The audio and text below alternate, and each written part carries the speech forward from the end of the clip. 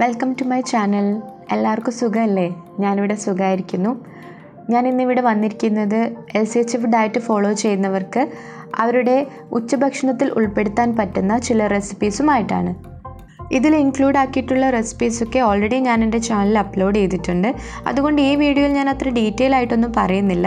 എല്ലാ റെസിപ്പിയുടെയും ലിങ്ക് മുകളിൽ വരുന്ന ഐക്കാർഡിലും പിന്നെ ഡിസ്ക്രിപ്ഷൻ ബോക്സിലും കൊടുത്തിട്ടുണ്ട്. ഡീറ്റെയിൽ ആയിട്ട് കാണേണ്ടവർക്ക് അതിൽ ക്ലിക്ക് ചെയ്ത് നോക്കാവുന്നതാണ്. വീഡിയോയിലോട്ട് കടക്കുന്നതിന് മുമ്പേ നിങ്ങൾ ആദ്യമായിട്ടാണ് എൻ്റെ ചാനൽ കാണുന്നതെങ്കിൽ സബ്സ്ക്രൈബ് ചെയ്യാൻ മറക്കരുത്. പിന്നെ തൊട്ടടുത്തൊരു ബെല്ലൈക്കൺ വരും, അതും കൂടി ക്ലിക്ക് ചെയ്യണം. അപ്പോൾ മാത്രമേ ഞാൻ ഫ്യൂച്ചറിൽ വീഡിയോസ് അപ്ലോഡ് ചെയ്യുമ്പോൾ നിങ്ങൾക്ക് ഫസ്റ്റ് തന്നെ കാണാൻ പറ്റുള്ളൂ. എന്നാൽ നമുക്കിന്നത്തെ വീഡിയോയിലോട്ട് പോകാം. ഇന്നത്തെ LCHF ലഞ്ച് മെനുവിൽ ഞാൻ ഉൾപ്പെടുത്തിയിരിക്കുന്നത് കോളിഫ്ലവർ റൈസും പിന്നെ സാമ്പാറും വെണ്ടക്ക തോരനും അതിൻ്റെ കൂടെ അയക്കൂറ മീൻ പൊരിച്ചതുമാണ്. എന്നാൽ നമുക്ക് കുക്കിങ്ങിലോട്ട് കടക്കാം. ആദ്യമായിട്ട് നമുക്ക് കോളിഫ്ലവറിനെ കൊണ്ട് ചോറ് തയ്യാറാക്കാം. ഇത് വളരെ കാർബ് കുറഞ്ഞിട്ടുള്ള ഒരു റൈസാണ്. പിന്നെ ഇതിൽ ഫൈബർ നന്നായിട്ട് അടങ്ങിയിട്ടുണ്ട്. അതുകൊണ്ട് low carb high fat diet follow ചെയ്യുന്നവർക്ക് നല്ലൊരു ഓപ്ഷനാണ് ഈ റെസിപ്പി. ഞാനിവിടെ എടുത്തിരിക്കുന്നത് ഒരു 350 ഗ്രാം കോളിഫ്ലവർ ആണ്. ആദ്യം തന്നെ നമുക്കതിൻ്റെ തണ്ടൊക്കെ റിമൂവ് ചെയ്യാം. എന്നിട്ടത് ചെറിയ പീസസായി കട്ട് ചെയ്തിട്ട് മഞ്ഞളും ഉപ്പും ചേർന്നിട്ടുള്ള വെള്ളത്തിൽ കുറച്ച് സമയം, അതായത് ഒരു 10-15 മിനിറ്റ് മുക്കി വെക്കാം. അതിനുശേഷം ഈ കോളിഫ്ലവർ നല്ല വെള്ളത്തിൽ കഴുകിയെടുക്കാം. ഇങ്ങനെ ചെയ്താൽ കോളിഫ്ലവറിലൊക്കെ കാണുന്ന അണുക്കളെയും കീടങ്ങളെയും ഒരു പരിധിവരെയെങ്കിലും നമുക്ക് നശിപ്പിക്കാൻ കഴിയും. അടുത്തതായി നമുക്ക് ഈ കോളിഫ്ലവറൊക്കെ ഗ്രേറ്റ് ചെയ്തെടുക്കാം. നമുക്ക് 3 രീതിയിൽ കോളിഫ്ലവർ ഗ്രേറ്റ് ചെയ്യാം. ഒന്നാമത്തെ രീതി എന്ന് പറയുന്നത് നോർമൽ ഒരു ഗ്രേറ്റർ ഉപയോഗിച്ചിട്ട് മാനുവലായിട്ട് നമുക്കിത് ഗ്രേറ്റ് ചെയ്തെടുക്കാം.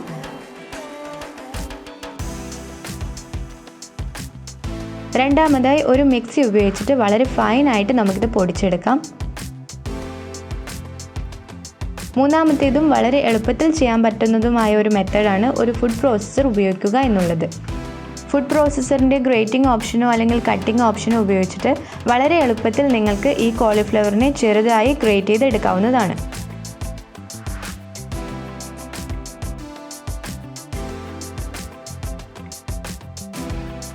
ഞാനീ പറഞ്ഞ 3 രീതികളിൽ ഏത് രീതി ഉപയോഗിച്ചിട്ടും നിങ്ങൾക്ക് കോളിഫ്ലവർ ഗ്രേറ്റ് ചെയ്തെടുക്കാവുന്നതാണ്.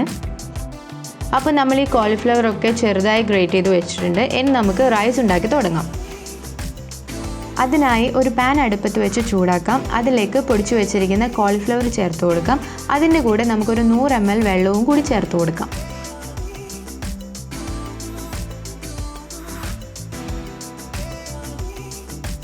ആവശ്യമെന്ന് തോന്നുവാണെങ്കിൽ നിങ്ങൾക്ക് കുറച്ചുകൂടി വെള്ളം ചേർത്ത് കൊടുക്കാം.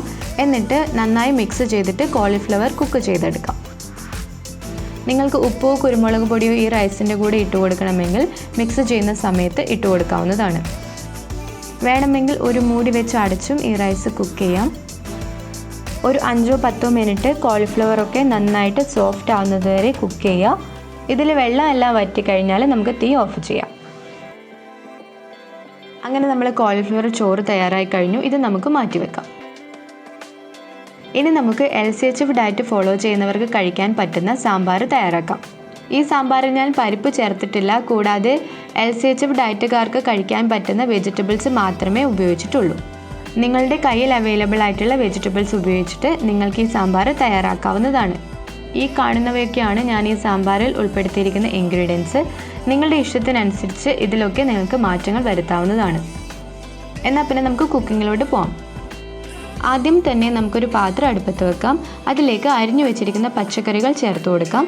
അതിലേക്ക് 1 ടീസ്പൂൺ ഉപ്പും 3/4 ടീസ്പൂൺ മഞ്ഞൾപ്പൊടിയും പിന്നെ ഒരു നെല്ലിക്ക വലിപ്പത്തിലുള്ള പുളി 1/2 കപ്പ് ചൂടുവെള്ളത്തിൽ കുതിർത്തതും ചേർത്ത് കൊടുക്കാം.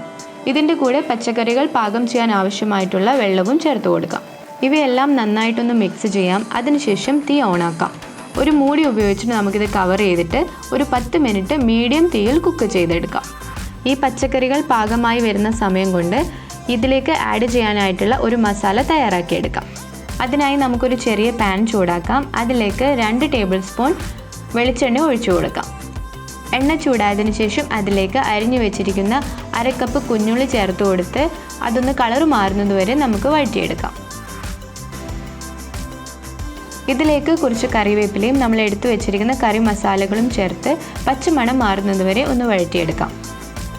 1-2 മിനിറ്റ് വഴറ്റിയതിന് ശേഷം നമുക്ക് തീ ഓഫ് ചെയ്ത് ഇത് മാറ്റി വെക്കാം. 10 മിനിറ്റ് കഴിഞ്ഞു. നമ്മുടെ പച്ചക്കറികളൊക്കെ നന്നായിട്ട് വെന്ത് വന്നിട്ടുണ്ട്. ഇതിലേക്ക് നമ്മൾ തയ്യാറാക്കി വെച്ചിരിക്കുന്ന മസാല നമുക്ക് ചേർത്ത് കൊടുക്കാം. എന്നിട്ട് നന്നായിട്ടൊന്ന് മിക്സ് ചെയ്യാം. ഒരു 5 മിനിറ്റും കൂടി നമുക്കിത് മൂടി വെച്ച് കുക്ക് ചെയ്യാം.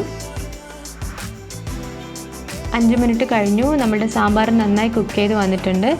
നിങ്ങൾക്ക് ഈ സാമ്പാർ കുറച്ച് കട്ടിയായിട്ട് ഫീൽ ചെയ്യുകയാണെങ്കിൽ ഇതിലേക്ക് കുറച്ച് ചൂടുവെള്ളം ഒഴിച്ചു കൊടുത്ത് അത് നേർപ്പിച്ചെടുത്താൽ മതി. ഇതിലേക്ക് ആവശ്യത്തിനുള്ള ഉപ്പും അരിഞ്ഞു വെച്ചിരിക്കുന്ന കുറച്ച് മല്ലിയിലയും ചേർത്ത് നന്നായി മിക്സ് ചെയ്ത് തീ ഓഫ് ചെയ്യാം. ഇനി നമുക്ക് ഈ സാമ്പാറിൽ ഇടാനായിട്ടുള്ള വറവ് തയ്യാറാക്കാം. അതിനായി ഒരു പാൻ അടുപ്പത്ത് വെച്ചിട്ട് അതിലേക്ക് 2 ടേബിൾ സ്പൂൺ വെളിച്ചെണ്ണ ഒഴിച്ച് ചൂടാക്കണം. തീ കുറച്ച് വെച്ചതിന് ശേഷം നമുക്ക് കടു ചേർത്ത് കൊടുക്കാം. അത് പൊട്ടിയതിന് ശേഷം ബാക്കിയുള്ള എല്ലാ ചേരുവകളും ഓരോന്നായി ചേർത്ത് കൊടുത്ത് 1-2 മിനിറ്റ് കുക്ക് ചെയ്യാം. അതിനുശേഷം തീ ഓഫ് ചെയ്യാം.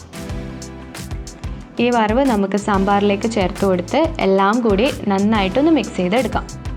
നിങ്ങൾ കണ്ടില്ലേ എത്ര അടിപൊളിയായിട്ടാണ് നമ്മൾ ഈ സാമ്പാർ തയ്യാറാക്കിയെന്ന്. അപ്പോൾ നമ്മളുടെ സാമ്പാറും തയ്യാറായി കഴിഞ്ഞു. ഇതും നമുക്ക് മാറ്റി വെക്കാം.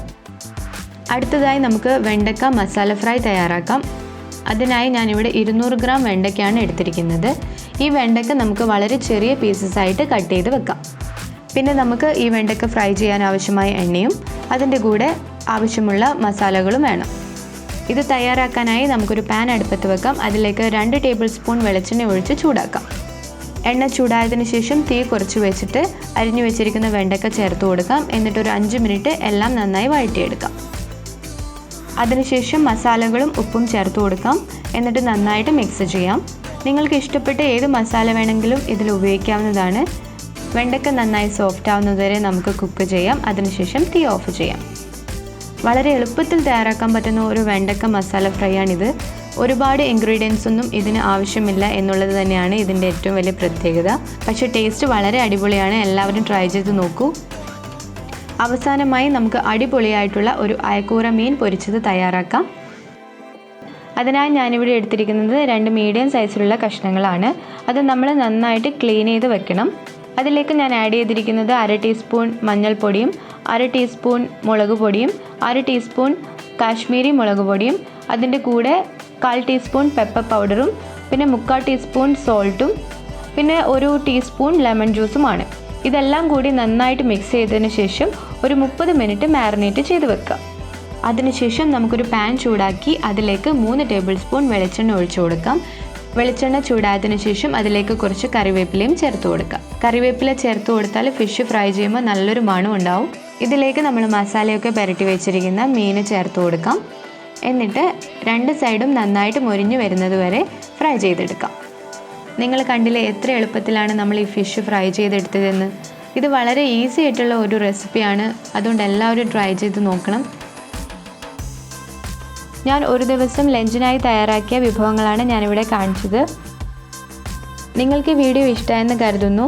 കൂടുതൽ LCHF റെസിപ്പീസ് നിങ്ങൾക്ക് കാണാനായിട്ട് എൻ്റെ ചാനൽ സബ്സ്ക്രൈബ് ചെയ്യാൻ മറക്കരുത്. കൂടാതെ തൊട്ടടുത്ത് കാണുന്ന ബെല്ലൈക്കൺ കൂടി പ്രസ് ചെയ്യണം. അപ്പോൾ മാത്രമേ ഞാൻ വീഡിയോസ് അപ്ലോഡ് ചെയ്യുമ്പോൾ നിങ്ങൾക്ക് പെട്ടെന്ന് തന്നെ കാണാൻ പറ്റുള്ളൂ. അപ്പോൾ അടുത്ത വീഡിയോയിലോട്ട് കാണുന്നത് വരെ എല്ലാവർക്കും ബൈ.